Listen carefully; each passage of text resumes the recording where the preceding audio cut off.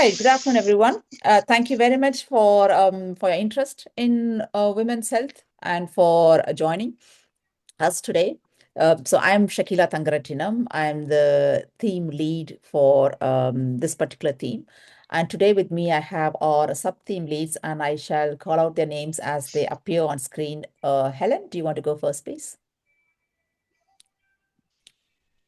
Good afternoon, everyone. I'm Helen Beckett. I'm a Professor of Social Policy and Social Work at the University of Lancashire, and I'm in the sub-theme Complex and Intersectional Vulnerabilities. Thanks, Helen. John? I'm John Allity, and I'm a Professor of Epidemiology and Women's Health, and I'm on the sub-theme with Helen. Thank you. Nick? Nick was saying she's got problems with her audio and video, so she might know. Can you hear us, Nick? Yeah. Do you want to use your phone? Because I had the same issue this morning. Try to join Zoom through your phone. It seemed to work for me this morning when I did that. Okay, so while Nick's sorting it out, just a reminder on what the women's health theme is about. So it's health of women. This is not just limited to sexual health or reproductive health. It's across the entire life course. And as I said this morning, we have a renewed women's health strategy, but it just shows that we are the only theme in the entire ARC that's got a women's health as a theme.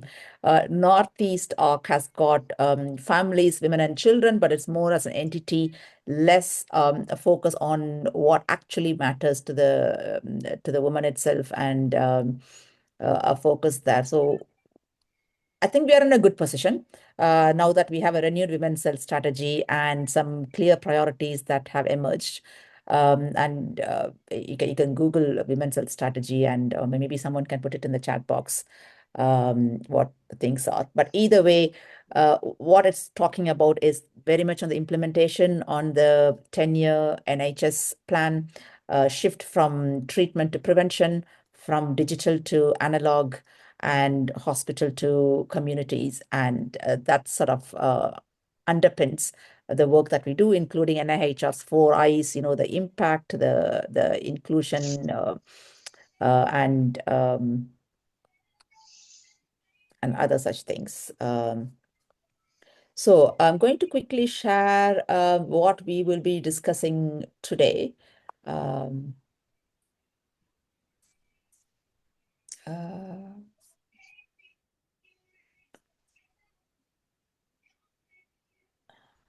Can you see my screen? Okay. No. Nick, do you want to say something? I want to see whether you have audio. We can hear you, but it's just a white screen. It's still a white screen. You can't see the slides? No, we can see your slides, yes. Slides, yeah. I can see your slides. Okay, so this is the first sub-theme. If Nick is not able to, then I probably will need... John, maybe you and Helen will need to split up if Nick's not able to have her audio going. Maybe you need to do theme 2, pregnancy. Helen, if you could do the complex vulnerabilities, and then I will do the menopause theme 1. Yeah, if Nick's not able to sort her things out. So this is the first one, is adolescence to menopause and beyond. And this is focusing on women-specific conditions. And he's talking about women-specific conditions. We're talking about reproductive health-related ones, menstrual problems, endometriosis, contraception, miscarriage, access to hormone replacement therapy, the services. So all of that, polycystic ovarian syndrome is a very women-specific condition. And then we are also looking at conditions that affect women differently and disproportionately. So, for example, we know that cardiovascular diseases, the care that is given, the treatment that is given is much lower than men. So there are massive gaps there. We also know that dementia affects women disproportionately. We know that access to care, particularly in the older age, as well as in palliative care, there is a gender disbalance. So so we're talking about both women-specific conditions as well as that are affecting women differently. So the questions that we have is what interested researchers have said that they would like to work on. So if you are doing research in the space, then we would actually like, as part of your smaller group, to talk through the questions that you would like, or you've got some preliminary data you want to scale up, or you've done the scaling up, you want to implement it. So that's, or if you're not a researcher, if you're a public advisor, or you're coming from an organizational perspective, then please let us know where your priorities are. So this is a forum to share what you're doing, but also where you would like us to do research, because you're still in the prioritization phase at the moment. So we will collate your responses and then feedback following today's meeting. So these are the list of questions we have for sub-theme 1. And this is pregnancy and childbirth. This comes very much in terms of maternity safety, women's experiences, whether they are listened to, the organizational pathways, and what does the risk status mean. So we've got 3 separate things. As I said this morning, we have maternity safety, we have community-based care, as well as women's experiences. So within each of this, please let us know if you're working on specific areas and you would like us to look at something that we are not actually aware of. And the last one is complex and intersectional vulnerabilities. When we say complex, we're talking about more than one disadvantage faced by women.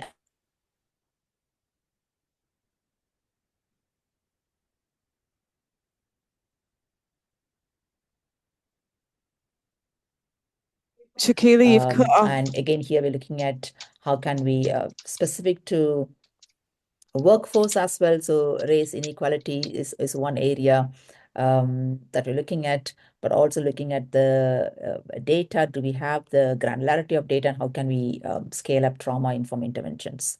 So these are the 3 sub-themes.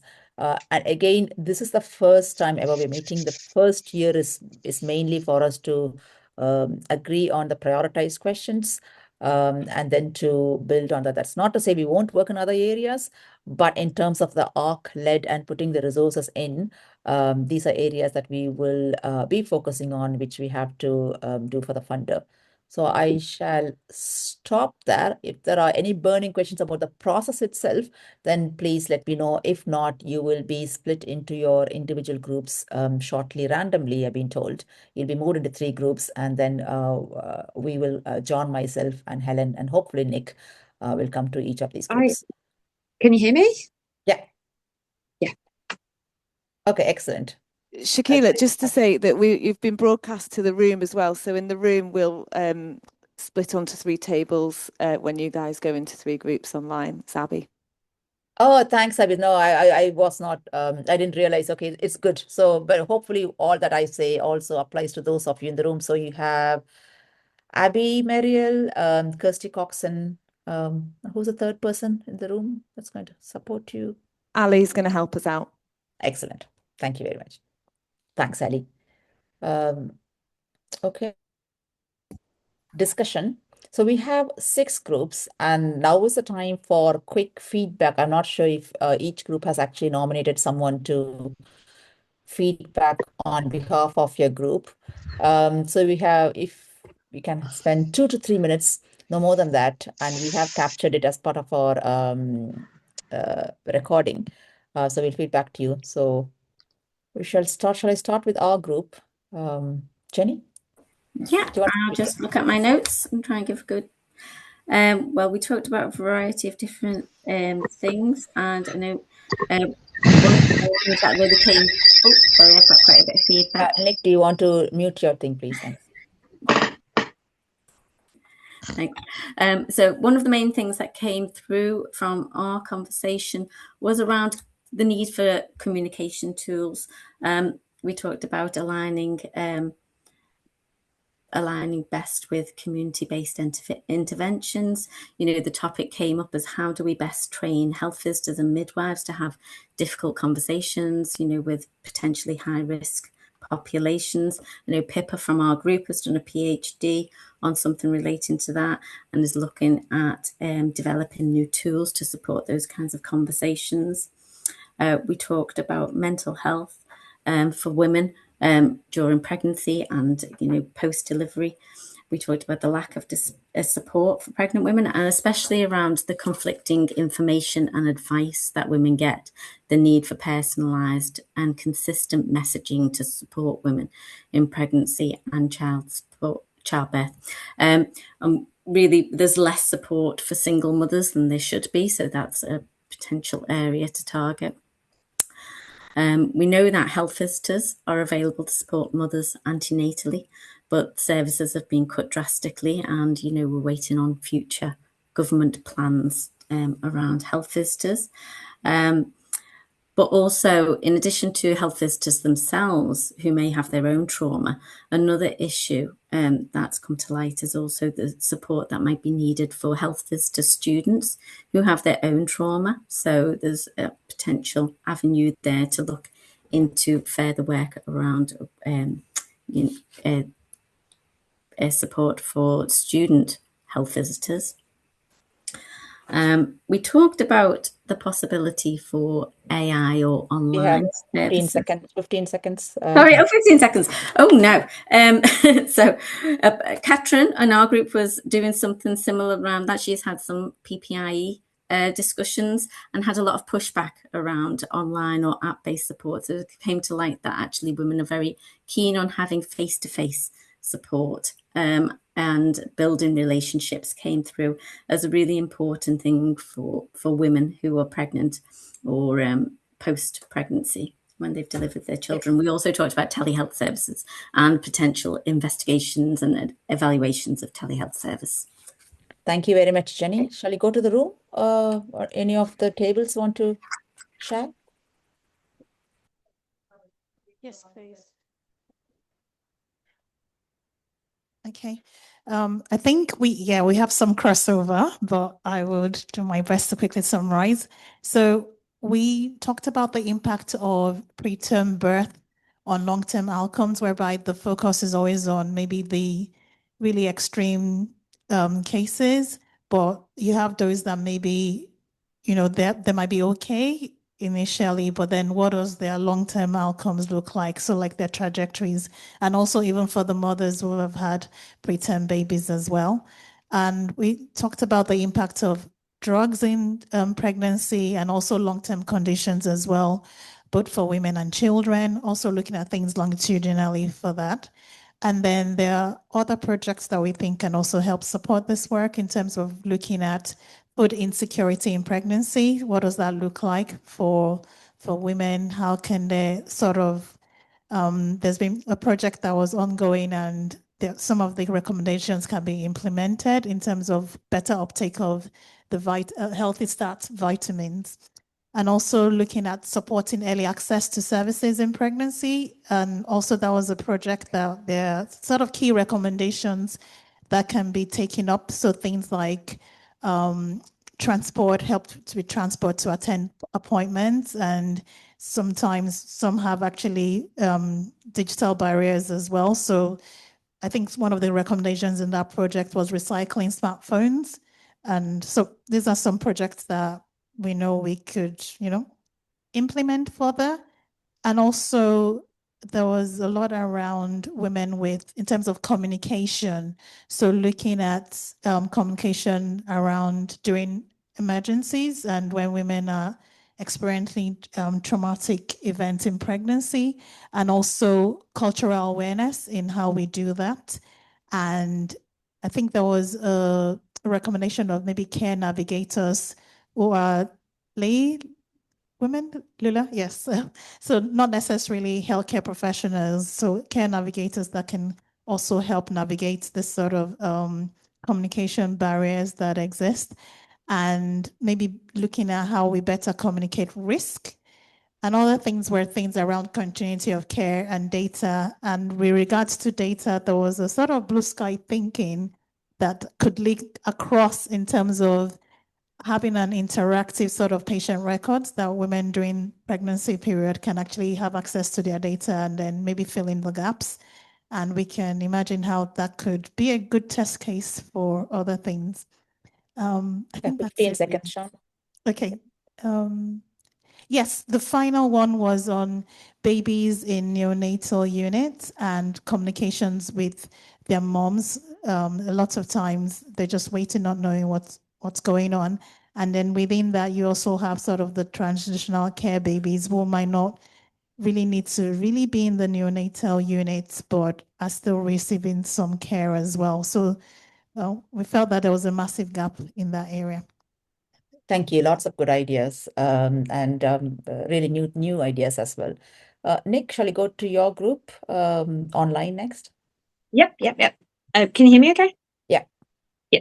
So we discussed lots of things with regarding to adolescence to menopause and beyond. And the main theme, which I think is really struck with both of the feedback so far, was communication. And that's exactly what came out of ours as well. Communication, whether that is with people that have English as their first language or people that don't have English as their first language. We had feedback from people that had been patient advocates before, and they kind of also felt that communication is key. How do we get across information? Because they felt there was quite a lot of misinformation, but we weren't targeting the right people to give information, and we were worried about kind of NHS not being at the top of people's kind of searches when they were looking through for information. Like, how can we ensure that the right information is the first information if the internet is going to be where you're going to go? Targeting education to different groups of people, so looking at community centres, faith centres, and targeting established groups. So we're not kind of making our own new groups, but we're kind of piggybacking on things that are already there. So if there is a community Pilates centre, then we're going to that rather than trying to make our own group. We discussed about procedural pain, and one of the people in the group has done work on procedural pain in hospital for different conditions such as chest bone removal, and we thought that that could be something that could be implemented or looked at with regards to gynecology. And then we were having problems with sound with Sarah, but she wanted to feedback about some of the work that she's doing lots of different work with regards to women's health, so we're going to catch up on email after this. And then with regards to care, and again, it kind of reflects what other people have said. People would like to be seen rather than just given an information leaflet or have a telephone. They want to be seen and they want to have their conditions discussed, whether that's after an event or in education before an event. Thank you. Thanks, Nick. Very helpful. Shall we go to the room now, please, to the next table? Hi, it's Kirsty here. Can you hear me okay? Yes, yeah, we can. Super. So we also talked about sub-theme 1. We had a lot of overlap there, so I won't focus too much, but just to say that we talked a lot about communication, and particularly about listening to women and actually hearing what women say in their consultations. We had the discussion about right info, right time, right medium, talking about social media, and this interesting tension which has come up in both groups about using social media for quick access to information, but also actually really wanting to be seen in person and have in-person communications. A couple of things that came up slightly different from your online discussion, so I'll mention those. PMDD and hormone-related suicide prevention in young women, mental health in young women, endometriosis care, and you'll jump in, I know, if you need to, Anastasia, but the interesting issue of MSK guidance, not differentiating between men and women, and that there's a huge amount of work to do to understand what is different about the physiques and how different guidance might be to support women's musculoskeletal health. Okay, I'm getting a nod, that's good. Chronic pain in primary care, and an intervention around pre-consultation questions so that women come armed, well, not necessarily armed, but have had the opportunity to write down questions or ask, be given some questions that might be useful to discuss in consultations so that they can have more targeted healthcare. What have I missed? No. Okay. Thank you. Thank you. Thanks, Super. Kirsty. Thank you. And Helen and John, your team? We had a broad-ranging discussion and we have notes on it all, so I'll just pull out a few of the overarching themes. One of our potential projects had been looking at kind of trauma-informed interventions for families affected by violence. Really helpful reflections that the levels of that, and that is only by families who are actually known to have experienced violence. So the broader benefit of taking a trauma-informed approach across all kind of health engagements.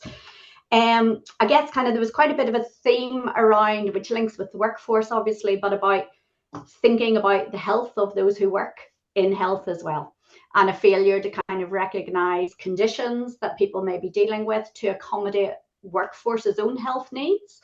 And to actually recognize some of the additional complexities that things like we talked about autism, bipolar, fibromyalgia, you know, that these conditions can actually create for the workforce, as well as members of the public that the workforce are supporting. And I think kind of really that kind of important, picking up on the kind of communication listening theme, just identifying the additional barriers where there are complex intersecting needs, the additional barriers that there are to communication and to understanding, and making sure we have flexibility to address some of that. And then again, the other kind of key theme was around the implications of failure to diagnose and misdiagnosis, and how assumptions and other conditions can get in the way of that, but the very significant impact that has. Thank you. Is there one more team on in person, Kirsty and Abby, or are you only two teams? No, we're three. Oh, okay. Can we have the third one, please? Okay, I guess I'm feeding back. I think we looked at complex and intersectional vulnerabilities. So I think the main thing that came out of it was people with caring responsibilities. But I'll start with the first point, which was identifying sexual health needs and disparity gaps for women and girls. So one of the points we came up with was being able to provide sanitary care materials in schools, so that everyone's got equal access, like they've done in Scotland. It's had really good outcomes.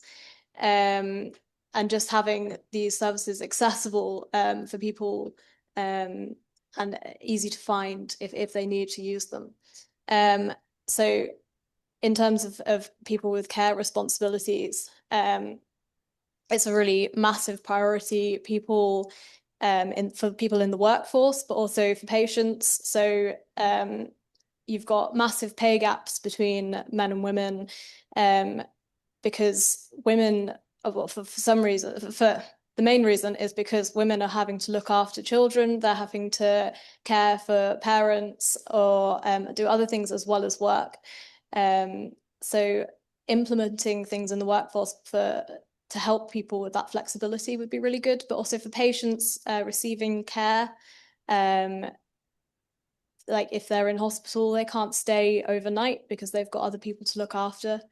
So then that's an impact on their health as well. I don't know if anyone's got anything to add. Thank you. Thanks very much, Ali. Really helpful. We will synthesize and we will share your discussion. But broadly, for me to summarize, communication has been the key throughout across all of the groups. So that seemed to be a priority that's emerging. We also spoke about the different areas. So we heard about the pain and how it's not been acknowledged, preterm birth, newborn transitional care. This is something that we haven't looked at. PMDD, mental health, trauma-informed intervention from the family perspective. And we also heard from workforce, care providers, and the issues that are specific to women and how the workforce needs also differ. We heard about gender disparities in care, the needs, the services, the responsibilities. So we certainly will bring in, and this is where we need input from all of the themes. Longitudinal outcomes, what happens in pregnancy and the long-term impact, mixed methods research. So these are some of the methodologies that we will focus on. Care pathways, both in secondary care as well as primary care communities, not just doctors, but health visitors, allied health professionals, areas for us to focus on. And so what we will do is this has been really helpful. It's helped to expand our horizons, but we do need to have a priority. There is a lot we can do, but we also have to deliver. So in the coming weeks, we will reach out to you about the process of prioritization and where we're going to focus on, and really look forward to continuing to work with you all. I think the time's now, right? I think it's an hour's finished. Okay. Do we know what we're going to do? Can we continue to talk? Kirsty and Abby, is there anything else that you want to add? No, you're right. We're exactly spot on time, Shakila, and we're in an incredibly warm room in here. So I think we need to let people out. Cheers. Thank you so Thanks. much. Enjoy the sunshine. See you. Bye. Thanks everyone for joining online. Cheers.